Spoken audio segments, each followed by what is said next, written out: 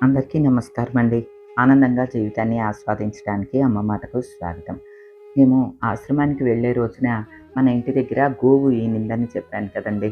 అది ఎవరిదో వీధి గోవేనండి.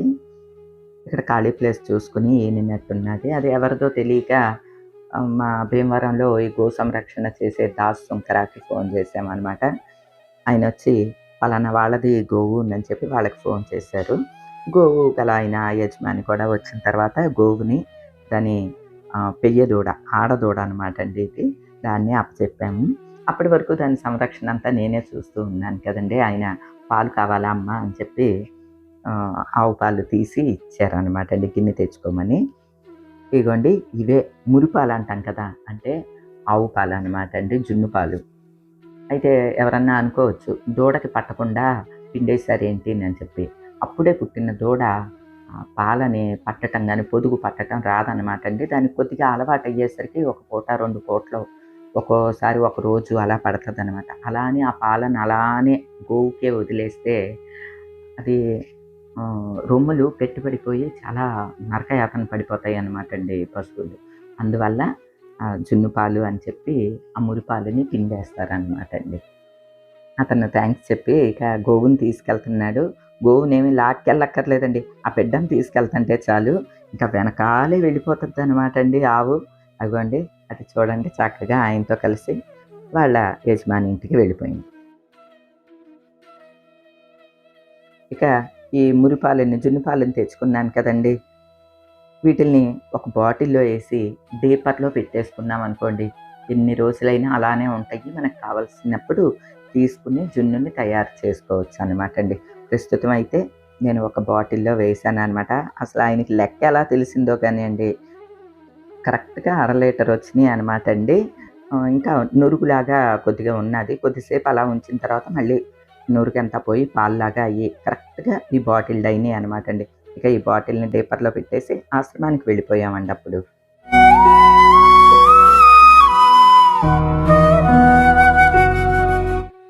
ఆశ్రమం నుంచి ఇంటికి వచ్చిన తర్వాత ఆవు జున్ను చేయటానికి డిసైడ్ అయ్యాననమాట అండి.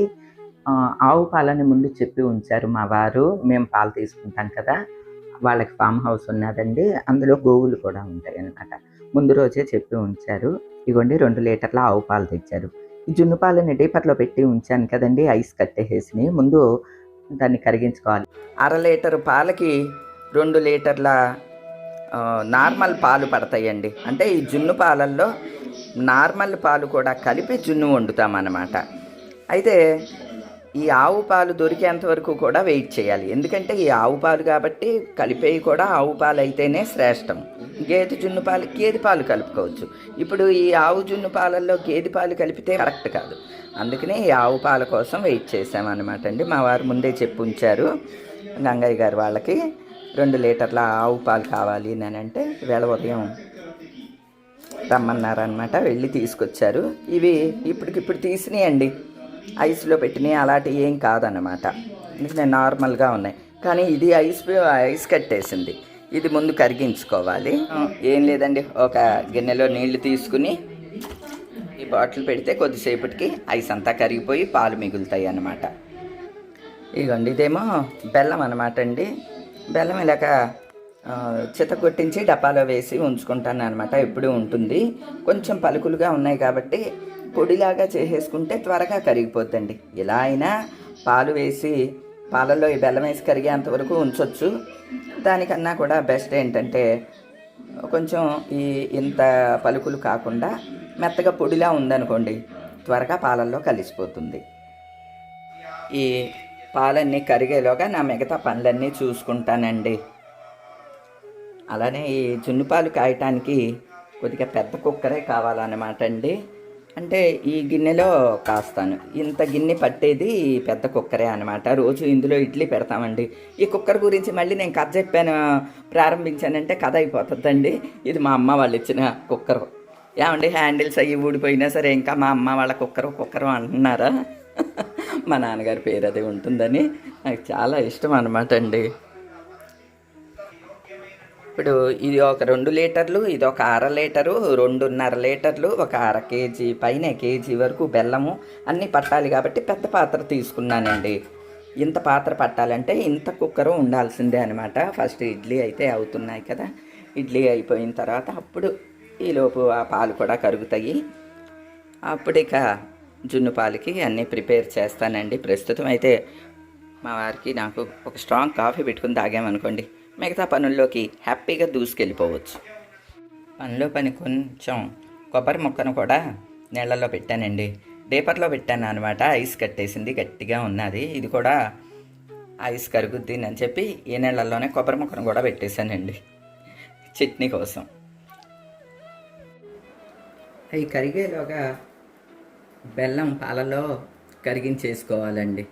అంటే ఆ ఐస్ కరిగేలోగా ఇవి సిద్ధం చేసుకోవాలన్నమాట. బెల్లాన్ని ఇదిగోండి పౌడర్ లాగా కొంచెం ఇలా ఉంటే త్వరగా పాలల్లో కరిగిపోతుందండి.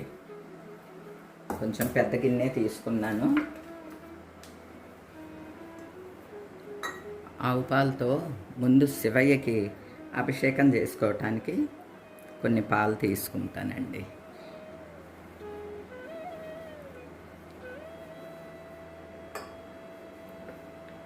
ఆవు పాలు కదా,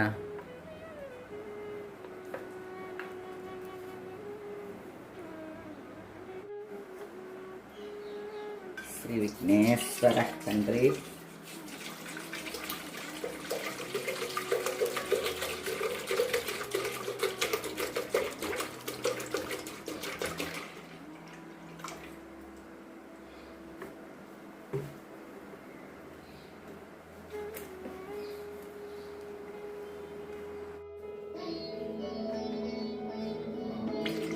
రెండు లీటర్లో కొన్ని తీసాం కదండి స్వామికి అభిషేకం కోసం.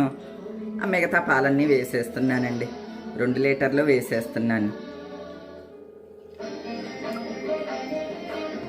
అంటే చిక్కగా గట్టిగా కావాలి అని అనుకుంటే పాలు తక్కువ వేసుకోవాలన్నమాట అండి. ఈ కలుపు పాలు మనకి ఇక్కడ చిక్కగా గట్టిగా వచ్చింది అనే కన్నా కూడా వీలైనంత ఎక్కువ మందికి ఒక్కొక్క స్పూనుడన్నా పంచుకోవాలి అని అనుకుంటున్నాను కాబట్టి 2 లీటర్లు, కొద్దిగా స్వామికి తీసిన పాలు మినహా 2 లీటర్లు వేసానండి కలుపు పాలు.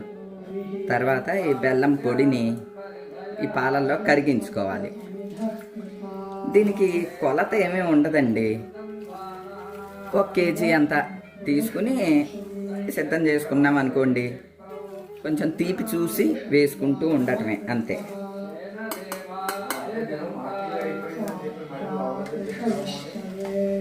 ఇది కరిగించేసుకోవాలన్నమాట. ఒక 5 నిమిషాలు 10 నిమిషాలు వదిలేస్తే ఇలా కలిగి పెట్టి కరిగిపోతుందండి. ఈలోపు మనం యాలకులను మిరియాలు గుండ కొట్టుకోవాలి. నా దగ్గర రెడీగా ఉంటుందండి యాలకులు మిరియాలు గుండ. అంటే మేము కొంచెం జున్ను ఎక్కువే వండుకుంటూ ఉంటాము.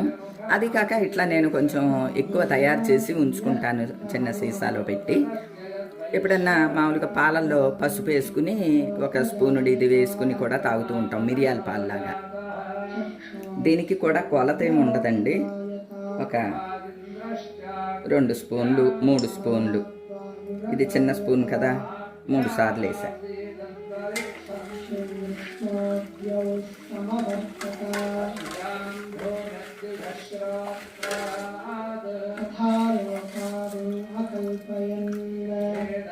కొంచెం బెల్లం రుచి చూసుకున్న తర్వాత అప్పుడు మనం ఇంకొంచెం బెల్లం వేసుకోవచ్చండి. ఇప్పుడు ఈ పాలు ఇందులో కలిపేసుకోవటమే. గేదె జున్ను పాలంతా చిక్కగా ఉండవండి, ఆవు జున్ను పాలు. కానీ కలర్ చూసారా పసుపుగా ఉన్నదండి.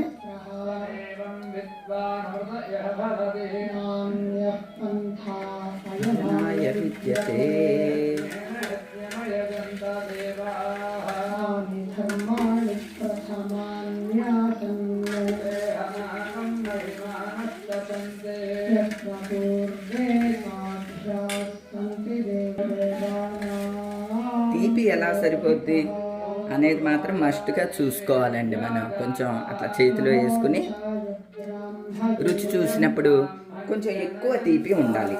ఇప్పుడు సమంగా ఉంది తీపి, అంతే. స్వీట్నెస్ తక్కువ ఉన్నట్లు అనిపించింది, సో ఇంకొంచెం వేస్తున్నా.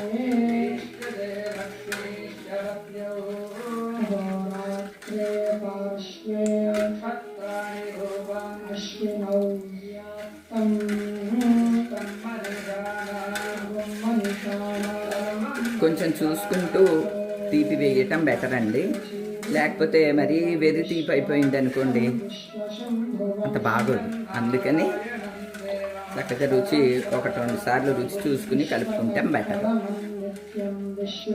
ఇది కూడా పట్టేస్తుంది అనిపిస్తుందండి, మళ్ళీ రుచి చూసినప్పుడు మొత్తం వేసేస్తున్నాను. కరెక్ట్గా సరిపోయిందండి.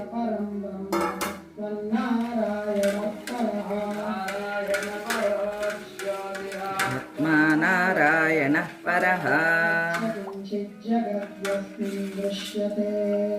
శ్రూయతే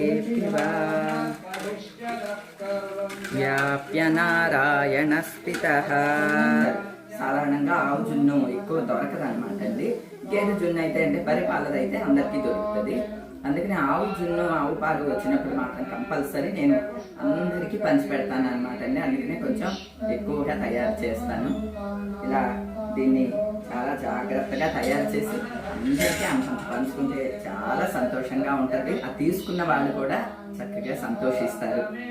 ఎదుటి వాళ్ళు మన వల్ల సంతోషపడ్డారు అంటే అది మనకి దీవెన, అంతే అండి. ఇదిగోండి, ముందు నీళ్ళు వేసి అవి మరిగిన తర్వాత గిన్నె పెట్టేసామనుకోండి అప్పుడు తెరలకుండా ఉంటుంది. మనం కుక్కర్లో పెట్టినప్పుడు మామూలు మూత పెట్టి వదిలేయకూడదండి. ఆ నీళ్లు కనుక బాగా తెరిలితే ఈ పొంగి బయటికి పడే అవకాశం ఉంటుందన్నమాట. అందుకని సన్నమంట మీద ఉడికిస్తే పొంగే ఛాన్స్ ఉండదు అన్నమాట అండి. ఇలా పైన ఒక మూత పెట్టేసుకుని, ఎందుకైనా మంచిదని ఒక వెయిట్ కూడా పెడతాను అన్నమాట అండి. అదిగోండి, ఇక మూత పెట్టేసి అలా ఒక అరగంట పాటు అలా వదిలేయటమేనండి, అంతే. జున్ను రెడీ అయిపోతుంది.